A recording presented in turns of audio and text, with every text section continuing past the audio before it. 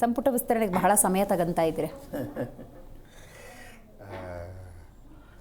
ಏನು ಗೊತ್ತಿಲ್ಲ. ಒಂದೊಂದು ಬಾರಿಯೂ ಕೂಡ ಸಚಿವ ಸಂಪುಟ ವಿಸ್ತರಣೆಯ ಸಭೆಯನ್ನು ನಿಗದಿ ಮಾಡಿ ಮಾತುಕತೆ ಮೂಲಕ ಯಾರ್ಯಾರನ್ನ ಆಯ್ಕೆ ಮಾಡಬೇಕು ಅಂತ ನಮ್ಮ ಹೈಕಮಾಂಡ್ ಪಕ್ಷ ತಿಳಿಸಬೇಕಾಗಿತ್ತು. ಆ ಸಮಯದಲ್ಲಿ ಒಂದಲ್ಲ ಒಂದು ತೊಡಕುಗಳು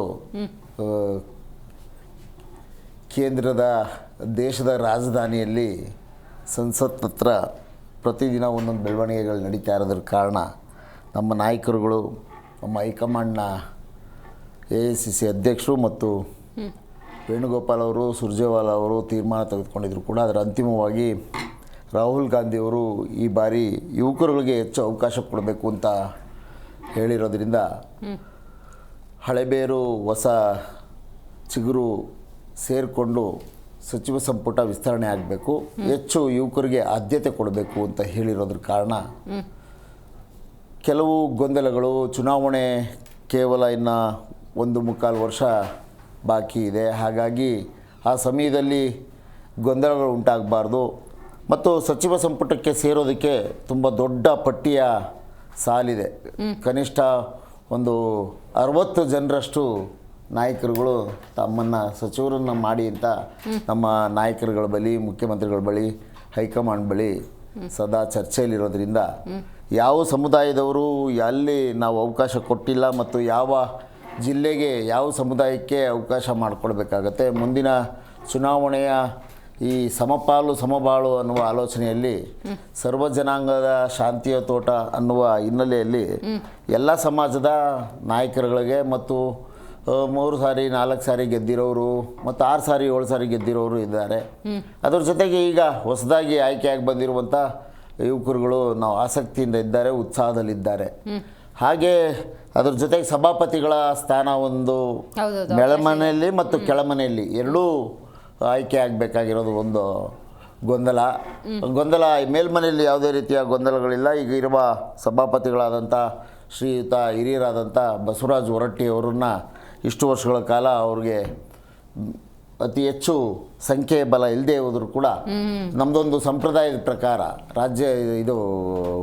ಮೇಲ್ಮನೆಯಲ್ಲಿ ಯಾರೇ ಸಭಾಪತಿಗಳು ಆಗಬೇಕು, ಯಾವುದೇ ಪಕ್ಷದವರಾದರೂ ಪರವಾಗಿಲ್ಲ ಅನ್ನೋ ಆಲೋಚನೆಗಳು ಇದ್ದಂಥದ್ದು ನಿಜ.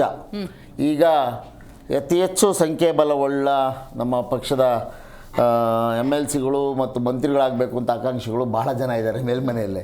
ಹಾಗಾಗಿ ಅವ್ರಿಗೂ ಕೂಡ ಅವಕಾಶ ಕಲ್ಪಿಸ್ಕೊಡ್ಬೇಕಾಗಿದೆ. ಹಾಗಾಗಿ ಈ ಬಾರಿ ಅಲ್ಲೂ ಕೂಡ ಒಂದು ಸ್ಥಾನ ನಮಗೆ ಸಭಾಪತಿಗಳ ಸ್ಥಾನ ಪಡ್ಕೋಬೇಕು. 63-64 ತೆಗಿಬೇಕು ಹಂಗಾರೆ ನೀವು ಪೋಸ್ಟ್ಗಳನ್ನು.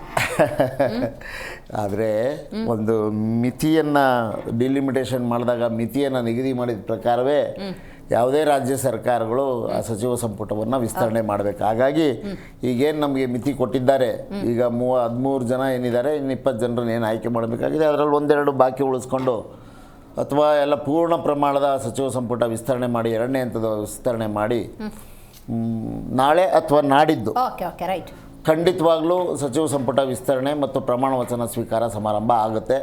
ಇದರಲ್ಲಿ ಬಹುತೇಕರು ಅಚ್ಚರಿಯ ಹೆಸರುಗಳು ಈ ಬಾರಿ ಪ್ರಕಟ ಆಗುತ್ತೆ. ನಾವೊಂದು ಮಾತನಾಡ್ತಾ ಇರ್ತೀವಿ ಯಾವಾಗಲೂ ಕರ್ನಾಟಕದಲ್ಲಿ, ಸಂತೋಷ್ ಲಾಡ್ತರದವ್ರಿಗೂ ಅತಿ ಉತ್ಸಾಹದಿಂದ ಅತಿ ವೇಗವಾಗಿ ಕೃಷ್ಣ ಬೈರೇಗೌಡರ ಥರ ಕೆಲಸ ಮಾಡೋರು ಬೇಕು ಅಂತ. ಆ ರೀತಿ ಕೂಡ ಈ ಸಾರಿ ನಮ್ಮ ಮಾನ್ಯ ವರಿಷ್ಠರಾದಂಥ ರಾಹುಲ್ ಗಾಂಧಿಯವರು ಆಲೋಚನೆ ಮಾಡಿರೋದ್ರಿಂದ ಸ್ವಲ್ಪ ವಿಳಂಬ ಆಗ್ತಿದೆ. ಆ ವಿಳಂಬದಿಂದ ಏನು ತೊಂದರೆ ಇಲ್ಲ. ಕರ್ನಾಟಕದಲ್ಲಿ ಮಾನ್ಯ ಮುಖ್ಯಮಂತ್ರಿಗಳೇ ಡಿವಿಷನಲ್ ವೈಸು ರೈತರ ಕಷ್ಟಗಳು ಮತ್ತು ಅಲ್ಲಿಯ ಸಮಸ್ಯೆಗಳು ಮತ್ತು DC ಗಳ ಜೊತೆ ಚರ್ಚೆ ಮತ್ತು ಅಲ್ಲಿಯ ಸಮಸ್ಯೆಗಳ ಬಗ್ಗೆ ಚರ್ಚೆ ನೇರವಾಗಿ ಅವರೇ ಹೊಲಗಳಿಗೆ ಹೋಗಿ ನೀರಿನ ಜಾಗಗಳಿಗೆ ಹೋಗಿ ಪರೀಕ್ಷೆ ಮಾಡ್ತಾರೆ ಅಂತ DK ಶಿವಕುಮಾರ್ ಅವರು ತಗೋತಾ ಇದ್ದಾರೆ. ಅದು ಒಂದು ರೀತಿಯಲ್ಲಿ ಅದು ಕಷ್ಟವೂ ಆಗುತ್ತೆ ಒಂದು ಆಡಳಿತದ ದೃಷ್ಟಿಯಿಂದ. ಆದರೆ ಮಾನ್ಯ ಶ್ರೀ ಯಡಿಯೂರಪ್ಪನವರು 3 ತಿಂಗಳು 6 ತಿಂಗಳು ಸಚಿವ ಸಂಪುಟವನ್ನೇ ವಿಸ್ತರಣೆ ಮಾಡದೆ ಹಾಗೆ ನಡೆಸಿದ್ದನ್ನು ನಾವು ನೋಡಿದ್ದೇವೆ. ಇಲ್ಲಿ ನಾವು ನಡೆಸ್ತೀವಿ, ಆ ಥರ ಮಾಡ್ತೀವಿ ಅಂತಲ್ಲ. ಕೆಲವು ಕೇಂದ್ರ ಸರ್ಕಾರದ ಸಮಸ್ಯೆಗಳು ದೆಹಲಿಯಲ್ಲಿ ಪ್ರತಿದಿನ ಉದ್ಭವ ಆಗ್ತಿರೋದ್ರಿಂದ ಆದರೂ ವಿಳಂಬ ಆಗೋದಕ್ಕೆ ಕಾರಣ ಆಗಿದೆ.